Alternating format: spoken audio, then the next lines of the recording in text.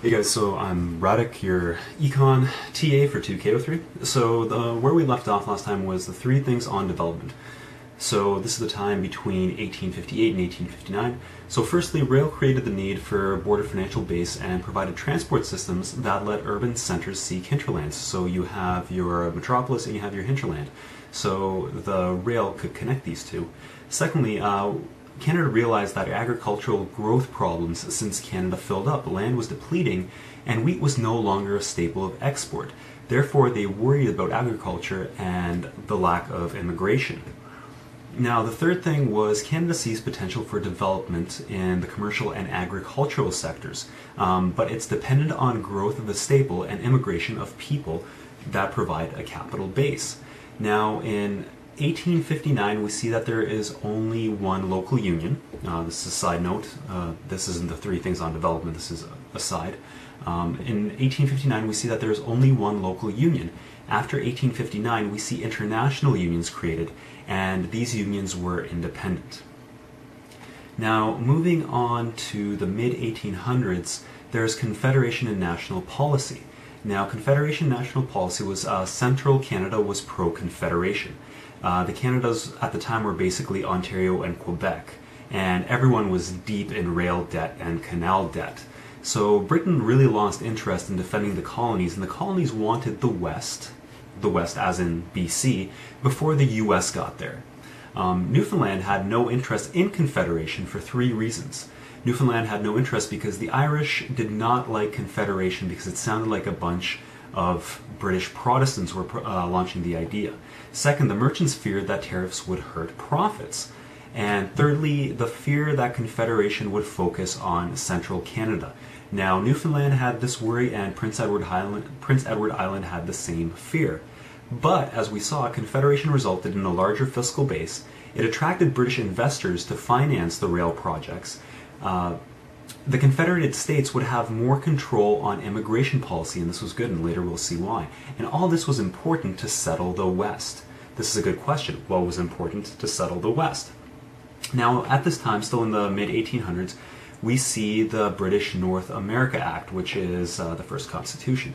So Canada at the time was just Quebec and Ontario, but with this act, it was New Brunswick and Nova Scotia as well. The new Confederated State is now just called Canada. This created the Dominion of Canada and was considered the Kingdom of Canada. So if you were asked, what did the British North America Act do? Those are some good points on it. I'm sure you have more points about it in your lecture slides. Now, moving on to 1863, only one note on this. Hamilton unions form Trade Assembly of Union. So the Trades Assembly of Union is 1863. 1867, Canada is now Nova Scotia, New Brunswick, Quebec, and Ontario. Sir John A. Macdonald becomes the first Prime Minister. Now, the British North America Act that we talked about earlier created federal and provincial governments, and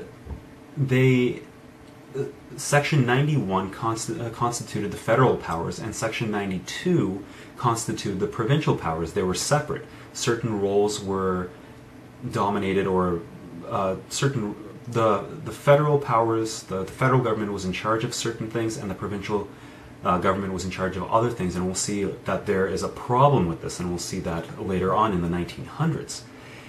Now, in the 1870s, Canada receives the Northwest from Britain. In the 1870s, alcohol is an important topic at the time because there is rampant whiskey abuse, so the government becomes important in controlling this.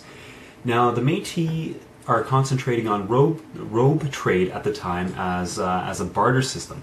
They see no real need for money in their own economy, and they find valence with trading for robes. Now, at this time, there is no such thing as private property in the West.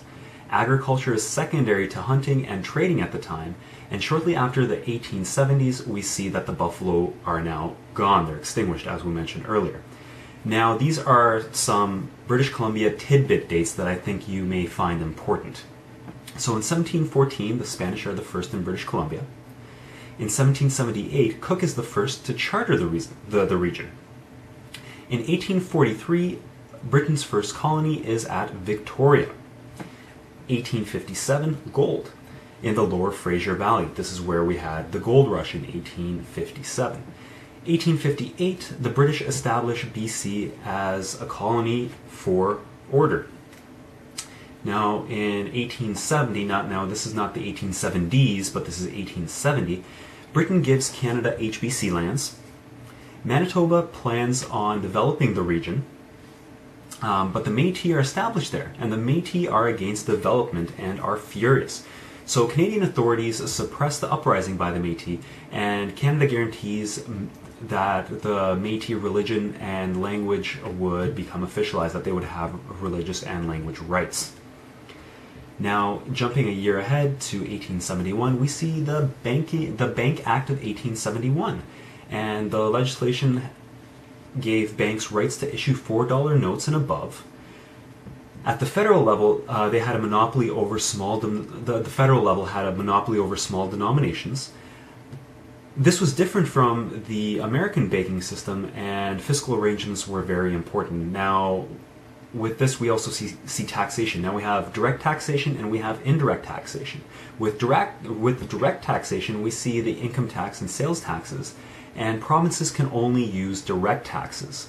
Now we have indirect taxes, which is tariffs and customs, and the federal level can only use indirect taxes. Now this creates a problem because provinces have spending responsibilities but do not have a method to collect the revenue, while the federal government makes grants to provinces and cash subsidies.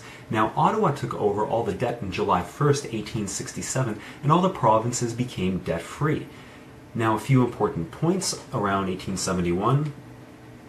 Aside from the Bank Act, is BC joins Confederation, and BC is promised a rail link within 10 years.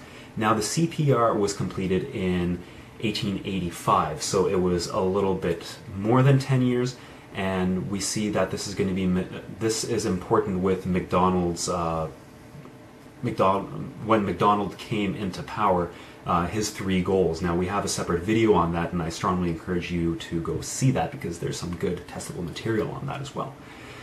So 1872, the Dominion Land Acts. So $10 got you 160 acres at the time. After 3 years, freehold, the land would become freehold if you developed the land. Now there were limitations on where you could settle. It was 20 kilometers minimal from the rail lines. Now this was good and bad, right? You'd be 20 kilometers away from the rail line, which is great, but it was hard for farmers to drag crops and harvest 20 kilometers to ship out.